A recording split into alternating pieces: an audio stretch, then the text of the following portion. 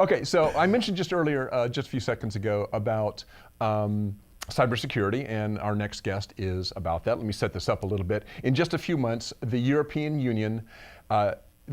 Union's General Data Protection Regulation, the GDPR, is going to take effect. And this regulation replaces the EU's 20-year-old Data Protection Directive, and it imposes some new and more rigorous requirements on any entity, any company that collects or maintains personal consumer data. And this includes companies, believe it or not, located outside of the EU.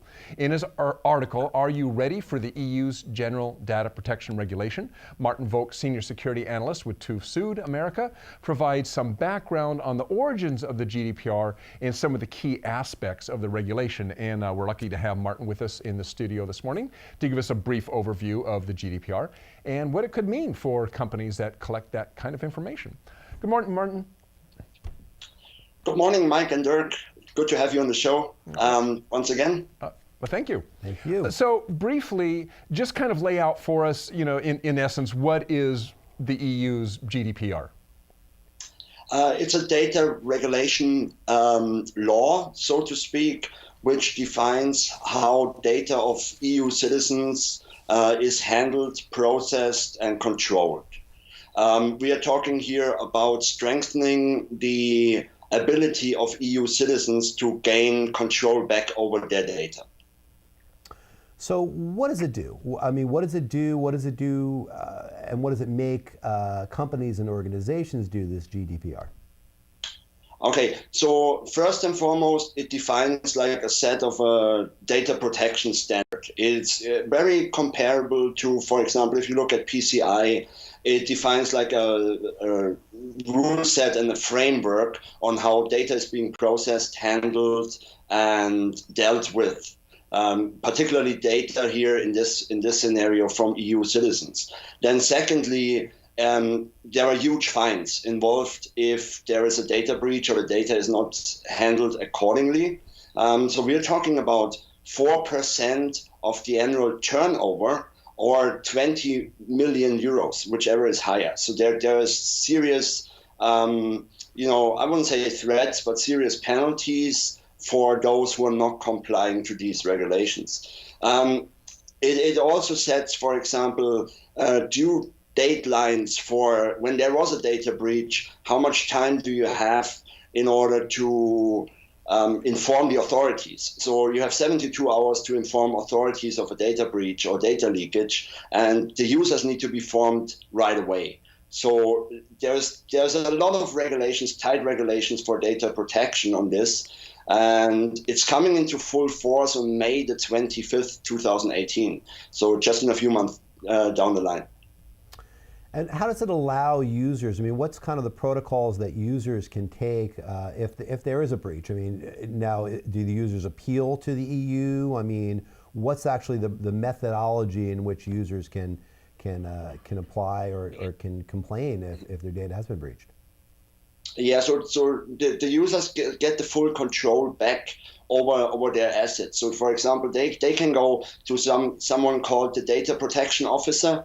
So GDPR outlines that every company dealing with EU data or EU citizen data has a data protection officer, and then they can actually go there and demand all sorts of things. Like, first of all, they can get access to their data, what is being stored about me. They can get the data removed, which is an important factor. So for example, if classic example, I bought something in a bookstore in the US, for example, but I don't want that my data is retained, or that I'm being kept in their database. So this is something where the end users actually have the ability to say, like, hey, I want to know what's happening with my data and what will be done with my data. So when you're talking about data, I mean, it sounds like we're talking about, well, as you said, personal data, things like, my name, how much I paid for a product, what product I bought, maybe my medical records, that kind of stuff. But does this also include tracking information, like leaving cookies on websites where I visited? Does it include that information as well? Absolutely, yeah, it includes that as well. So, I mean, we are talking about the general data, which is usernames, passwords, date of birth, for example. But it also it goes down to that level that the storing of an IP address. Like if you are accessing a server or a payment system, and of course you leave your trail. You came from this IP address, for example, or there is user behavior being stored, which is commonly referred to as cookies. So in order to present you with more specific and targeted ads, that's also a part. It can be, like your passport number, for example, if you make a flight booking, any personal information really, driver license information, your license plate of your car, whatever is personal information is falling under that regulation. So that's interesting. So users could request that that a company not store their username and password, for instance, their login credentials for, I don't know, a website or a booking agency or whatever? In theory, yes. I mean, in practical terms, there's obviously there's the user going out, and the user usually doesn't want to purchase anything. So let me give you an example. Like if I'm located in Germany or in the EU, and I'm going to a US website, I need to provide certain information in order to complete a transaction or purchase. We are talking here more about how is this data being stored, and I do have the right to get that erased after I completed a transaction. Okay. And so it's giving the user more control over the data. And like how it currently stands, data is usually gone. Once you enter it somewhere, you don't know what's happening to your data. And it's an aim of the European Union to actually give control back over that data to the end user. Okay. Now it sounds to me that this is something that affects, obviously, it's a EU law, so it affects companies in the EU, but you kind of implied that it doesn't matter, that it could apply to companies that are outside the EU as well? Absolutely, yeah, and it does, and it's a global challenge, to be honest, because it will apply to any business worldwide, regardless where they're based, in the minute if they collect information about EU citizens. And so a couple of examples here are hotels. If you do a hotel booking in the United States, then you will have to leave personal information. If you do flight bookings, if you shop in an online store in the US, you will basically have to be GDPR compliant. And it's not a directive, it's actually a law enforced by the European Union. So I see a lot of challenges moving forward.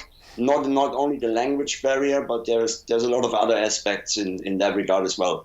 But bottom line really is, any company worldwide which is processing data of EU citizens is subject to that regulation. Wow. So I mean, so obviously, Quality Digest has a website, we have an online store. So does that mean that if we have customers in the EU who want to buy a training video or something, that we have to comply with the GDPR?